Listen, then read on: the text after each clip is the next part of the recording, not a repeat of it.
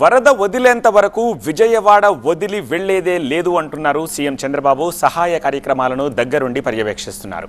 CM focus మొత్తం బాధితులకు సాయం అందించడంపైనే ఉంది. మళ్లీ వర్షాలు వరదలకు అవకాశం ఉండడంతో దానికి తగ్గ ప్రణాళికలు రచిస్తున్నారు. వరదలు తగ్గాక చేపట్టాల్సిన కార్యక్రమాలపైన ఇప్పటి నుంచే ప్లానింగ్తో వెళుతున్నారు. ఇంకా ఇంత చేస్తున్నా సరే వైఎస్ జగన్ వచ్చి విమర్శించడం ఏమిటని మండిపడ్డారు సీఎం చంద్రబాబు.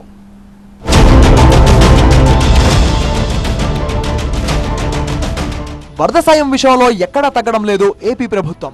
ఆదివారం నుంచి విజయవాడ ముంపు ప్రాంతాల్లోనే పర్యటిస్తున్న సీఎం చంద్రబాబు బుధవారం కూడా అధికారులతో సమీక్షలో బాధితులకు అందుతున్న వరద సాయంపై ఆరా తీస్తున్నారు. వరద ప్రాంతాలకు నేరుగా వెళ్తూ సమీక్షిస్తున్నారు. ఇప్పటికే చాలా చోట్ల బురద తొలగింపు పనులు మొదలుపెట్టించారు. వరద తర్వాత రోగాల విజృంభణకు అవకాశం ఉండడంతో 62 మెడికల్ క్యాంపులు ఏర్పాటు చేయించారు సీఎం చంద్రబాబు. గర్భిణీలు, తీవ్ర జబ్బులు ఉన్న వారికి ప్రత్యేక వైద్యం అందిస్తున్నారు. మొత్తం 2100 మంది పారిశుద్ధ్య కార్మికులను రంగంలోకి దింపారు. 100కు పైగా ఫైర్ ఇంజన్లతో బురదను తీసేసే కార్యక్రమం చేయిస్తున్నారు. వీటితో పాటు ప్రొక్లైన్లు, టిప్పర్ల ద్వారా బురద, చెత్తను తీసేయిస్తున్నారు అధికారులు. మరోవైపు సహాయ కార్యక్రమాలు ముమ్మరంగా సాగుతున్నాయి. మంగళవారం నాడు 9 లక్షలకు పైగా ఆహార ప్యాకెట్లు అందించిన ప్రభుత్వం బుధవారం నాడు మరో 6 లక్షల ఆహార ప్యాకెట్లు వరద బాధితులకు అందించారు. వీటితో పాటు 8.5 లక్షల వాటర్ బాటిళ్లు, 3 లక్షల లీటర్ల పాలు, 5 లక్షల బిస్కెట్ ప్యాకెట్లు అందించారు. అదే సమయంలో ప్రైవేట్ బోట్ ఆపరేటర్లు డబ్బులు వసూలు చేస్తే కేసులు పెడతామని హెచ్చరించారు. బాధితుల తరలింపు కోసం డబ్బులు తీసుకుంటే అరెస్ట్ చేస్తామని వార్నింగ్ ఇచ్చారు. ప్రైవేట్ బోట్లు ఆథరైజేషన్ లేదు, ఒక్క పైసా కూడా ఇవ్వద్దండి. అన్ని గవర్నమెంట్ బోట్లే ఉన్నాయి, డబ్బులు ఇవ్వద్దండి. రెండోది, ట్రాక్టర్లు ఎన్ని కావాలంటే అన్ని పెట్టాం.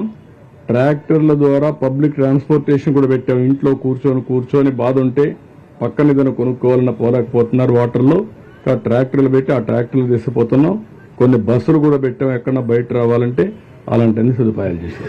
చాలా స్పష్టంగా చెప్తున్నా, ఎవరైనా సరే బోట్లో డబ్బులు వసూలు చేస్తే మాత్రం, ఒకవేళ ప్రైవేట్ వాళ్ళు ఉంటే మీకు కూడా మేమే డబ్బులు ఇస్తాం. డబ్బులు వసూలు చేయొద్దండి. వసూలు చేస్తే మాత్రం నేను మీద కేసు పెట్టిస్తా, జైల్లో పెట్టిస్తా. కొందరు వ్యాపారులు నిత్యావసర వస్తువుల ధరలు పెంచడంపై ఆగ్రహం వ్యక్తం చేశారు. నిత్యావసరాలు, కూరగాయలు ధరలు పెంచిన వారిపై తగు చర్యలు తీసుకునేందుకు విజిలెన్స్ అధికారులను రంగంలోకి దింపారు. విజయవాడతో పాటు రాజధాని ప్రాంతం భవిష్యత్తులో ముంపు బారిన పడకుండా ఒక ప్రత్యేక కార్యాచరణ రూపొందిస్తామన్నారు సీఎం చంద్రబాబు. ఇక కేంద్ర మంత్రి అమిత్ షాతో ఫోన్లో మాట్లాడిన సీఎం ఏపీలోని వరద ప్రభావిత ప్రాంతాల్లో పర్యటించాలని కోరారు. అదే సమయంలో వైఎస్ జగన్ పైన తీవ్ర స్థాయిలో విరుచుకుపడ్డారు సీఎం. విపత్తు సమయంలో బాధితులకు అండగా నిలబడాల్సింది పోయి వారిలో ఆత్మస్థైర్యం కోల్పోయేలా మాట్లాడడం రాక్షసత్వానికే నిదర్శనమన్నారు.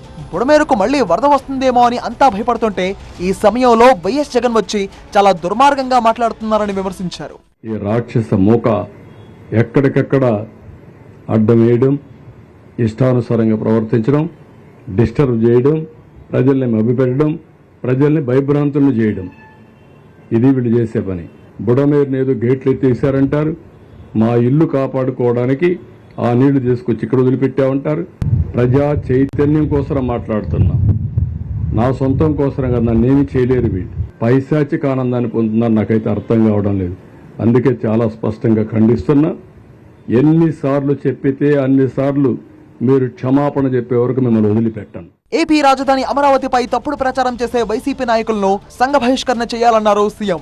అందరి ఇంట్లోకి వచ్చినట్టే తన ఇంట్లోకి కూడా నీళ్లు వచ్చాయని, దాన్ని కూడా దుష్ప్రచారం చేస్తున్నారని మండిపడ్డారు. రాజకీయ పార్టీ ముసుగులో అరాచకాలు చేసే వాళ్లకు రాష్ట్రంలో ఉండే అర్హత కూడా లేదన్నారు సీఎం చంద్రబాబు. ఏదో అమరావతి మునిగిపోయిందంట, వీళ్ళ ముంచాలు తీసుకొచ్చి అక్కడ, అప్పుడే బుద్ధి వస్తుంది వీళ్ళకి. అమరావతి మునిగిపోయింది ఎవరు చెప్పాడు మీకు?